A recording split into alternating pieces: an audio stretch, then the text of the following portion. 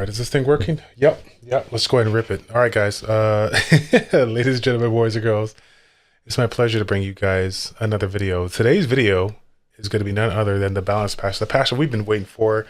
Literally just sat down, pulled it up, turned off all my devices so that we can get right into it. As you guys might have guessed, we got a little bit of a banger here of a balance patch, so we're not going to waste any time. We're going to get right into it here. The first unit that we're going to talk about here, right? Wind Sky Surfer, Oliver, huge nerf here. The absorption of the attack bar 100% is now going to be going down to basically a full-on attack bar absorption, but only increase your attack bar in proportion to reduce attack bar, which to me makes absolute sense. This should be the way it is. I mean, if somebody has, 50% attack bar and you utilize the skill, you should be able to only pull the amount of attack bar it has. And that's the same thing for, the Water Barb King and all the units that have any kind of like absorption. Like it's that those mechanics were, to me, didn't make no sense at all. Why did they do that? I'm glad that they addressed it in this. I hope they address it in every single unit that's similar to this. So big change for this one. Will it make or break this unit? I think it definitely will, because again, now I cannot use that ability to basically, cycle over and over and over again. So love the change in this one. I apologize for everybody that was Oliver, but you guys know that it was outrageously OP. And so now the question is, will people incorporate this just to get that additional 33 lead? Is the 33 lead good enough to keep this unit in your lineup here? Dark Bison, though, recent change, no vampiric effect now on the passive. So again, it was a nice little added bonus here, so it made it a little bit easier to solo, but now, it essentially just, control everybody. I like the change.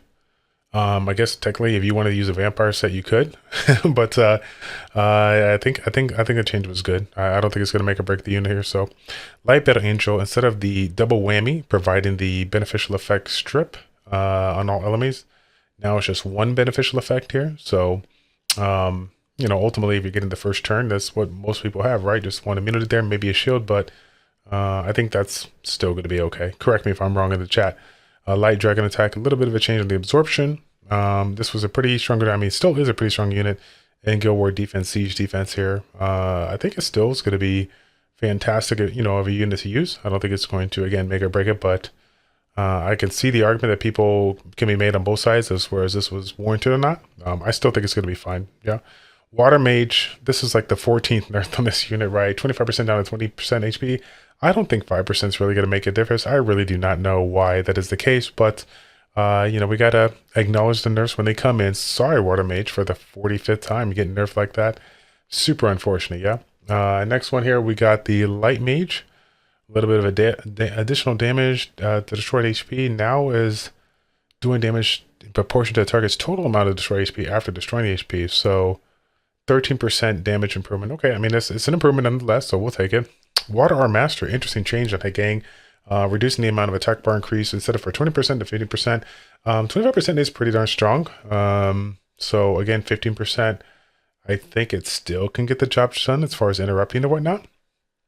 But let's see if it makes or breaks it. So Dark Arm Master getting a little bit of a buff here, 2-turn immunity to 3-turn immunity. Don't really know if that's going to change it all too much, but it's always nice to see some Dark LD5s or LD5s get changed. When the Dark Ifrit, love the change there, especially for the Dark Ifrit free-to-play unit is utilized in RTA depending on what the people lay out when it comes to harmful effects. So I do like the stun rate improvement on there, but not just for PvP, but for PvE as well. Let's see here. This is interesting. Your attack bar increases by 10% to 50% for each harmful effect remaining on the ally after attacking. I do like the change. So overall, Veramos got a nice little buff there. Really enjoy this change overall here. So Water Ryu, Water Striker. They did a re-improvement here. I think that the attack bar absorption used to be 20%, then it went down to 10%. Now it's between 10 to 20%. So I actually have a chance to strip and reduce attack bar by. So it feels good, man. Feels good. Same change on Ken, obviously. And let's see here, Light Striker, a little bit of improvement here on the damage. And it also increases the critical rate by 2 turns here. So that's going to make it a little bit easier to ruin this one up. You don't have to be super reliant upon critical rate to get the job done. I like it. Dark Shadowcaster cooldown reduced by 1 turn. Now has a 2-turn cooldown instead of a 1-turn cooldown. Okay.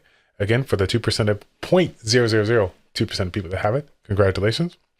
Let's see here. Wind Monkey King, Stone Monkey passive. I really like this change. Talk about an annoying unit that just got even more annoying. Right now, the harmful effect activation rate by 50% when counterattacking with a passive skill. Again, they should have just said this could have 50%, chance to like additional activation rate to stun. I mean, this like it's counterattacking of the passive skill. It's skill 1, so it's going to stun.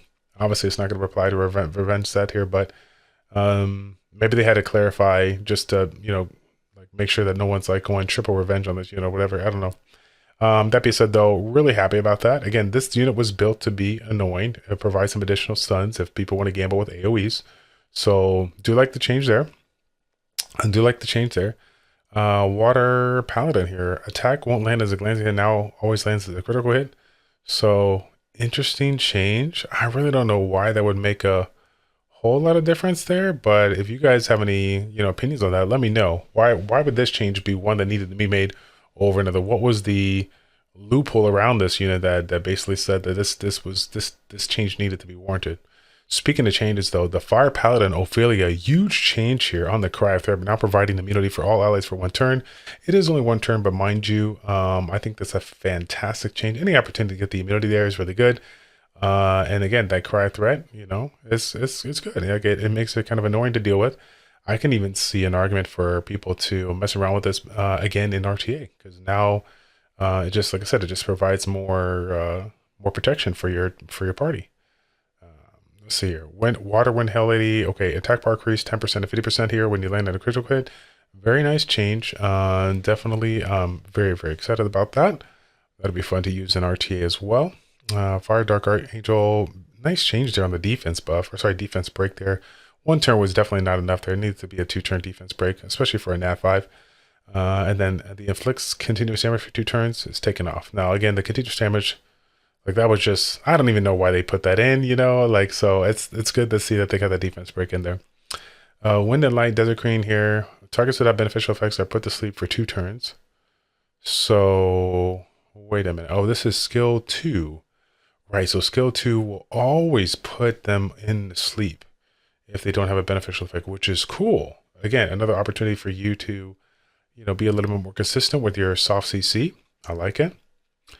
Very nice change here for the Fire and Dark Sea Emperors here. Okay, instead of removing 1 strip, we're removing 2 beneficial effects. So this would be really nice now, going up against pretty much any typical, 2 buff immunity user, right? Wusas, Zeralis, and all that stuff here. So really good. There's a good chance that the usability of this unit is going to definitely go up here. I love the change. Let's take a look here. Fire Pioneer, damage proportion to attack power at now speed. So now it's going to be a potentially viable damage dealer on top of just providing the strip and the attack power manipulation there. Again, though, the attack power and attack speed is only just going to be beneficial for that skill 3, not for the other skills here. So with that being said, though, you already built in it all high speed, so basically just another way of getting a little bit more damage on this one here. Water Demon shield amount is proportionate now to the caster's level, which is I think it's going to be a nice change. I'm trying to think of how it was originally, but I do not recall.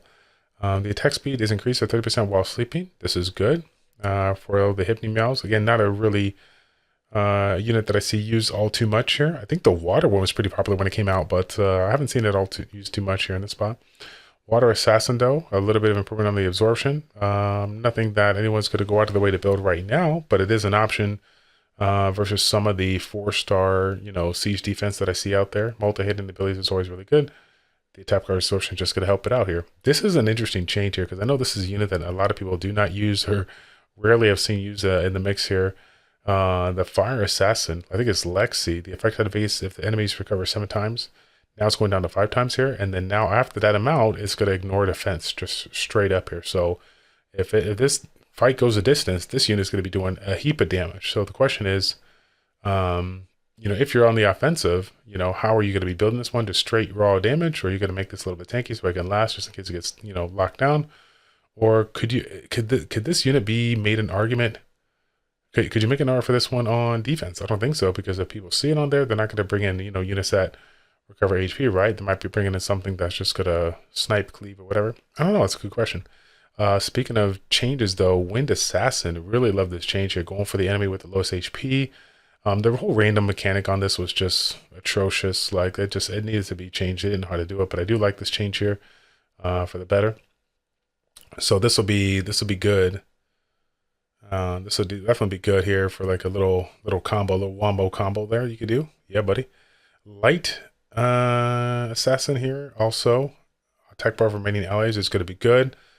This seems maybe a little bit too strong, but keep in mind that this is considering how it's worded. I don't know if that will, if you kill a unit and all the other units have the attack bar, so they have immunity, do you still reduce the attack bar? I feel like you shouldn't, right? If this thing like bypasses immunity and just reduces it regardless, similar to like a tableau per se, I'd be really curious about that. There's going to be some testing involved in that if they haven't done it already. I would imagine somebody's done it because again, this video is coming out, 6 hours after the balance patch drop here. Water Heart Magician shield amount. Okay, so now their shield is going to be equivalent to your max HP. Okay, on all this for 3 turns. So a little bit longer shield, a little bit stronger, a little bit longer, a little bit stronger shield. Should be good. Let's see. Higher chance for that skill 2, I believe, or skill 3 to be able to put on a sleep and also provide additional continuous effect damage here. So to provide a little bit more damage over time. Okay. Again, not a unit, not a thing that's going to make or break the unit here, but correct me if I'm wrong, because if this unit is used quite a bit there in the siege meta, high-end siege meta, then I definitely don't know about it. I'm slacking at that department here. Fire Grim Reaper on the second awakening won't be able to land a glancing hit if it already has continuous damage, so nice little change there. Fire Phantom Thief, being able to do more consistently a little bit more damage because now it doesn't have to rely on a super high amount of HP, right? Now if the HP is just straight up higher than your HP, you'll get that additional bonus damage, so that's good. Dark Elaborate Plan, critical damage is now going to increase a little bit more, providing a little bit more DPS for this unit here. Very nice change. Let's see here. Attacks the enemy with a 30% critical rate bonus. So, okay. I was trying to think about that particular skill. I would say, yeah, I mean, I don't know why I felt like it was already something like that implemented in there, but maybe I'm wrong on that one. Fire Hard, a little bonus there on the HP, and then last but not least, Dark Hard. Max cooldown increased by 1 turn. Apparently this was too strong, or maybe this is going to 7 turns because now there's a built-in violent proc because of the fact that they added it in. So, okay. I mean, obviously, guys, there is some huge things to put in here. Again, in videos like this, I like to, do like the ones to watch and stuff like that, try to figure out. But there's so many units to watch that like it's almost like we have to talk about every single unit, right? Oliver, definitely going to mix up the meta. For the people that own Dark Bison, not going to be as strong. Can't sit there and like solo all the time now. Water Mage, I don't want to say it's irrelevant, but I really don't think it's going to make or break the unit. Water Arm Master, that could change the ability of people interrupting there for sure. Some other notable changes here: the Wind Monkey King, the Water Fire Paladin. All those are huge changes. I believe that it will definitely make you think twice about the next versus the next time you go up into it. Again, I think those are some of the big ones that I'm noticing right now. Everything else is just kind of like meh, a little fluff, a little icing on the cake here. But Oliver, Dark Bison, Water Art Master, and then of course the turn 2 units here, Monkey King, Paladins and whatnot here. Very interesting changes. The question is, and we got to ask you guys, this is, if you've made it to the end of the video, congratulations, because I know you've seen like 50,000 videos here, okay? You tell me, is this change enough in the current state of the game? Is this change enough to say, you know what, like, I'm excited about these changes, now I want to get into it. If you're not an Oliver user, or if you don't have Oliver, yeah, you're pretty excited about this, right? Because you don't have to auto ban Oliver every single time you see him. But is everything else enough? Is this what we call a good, strong balance patch from the Comatose community? Let me know in the comment section down below. Brutally honest opinion. Don't hold back. You tell it like it is, and I would appreciate that. Okay. This is your boy Childish Plays checking out. Take care, and we'll see you all in the next one. We're out.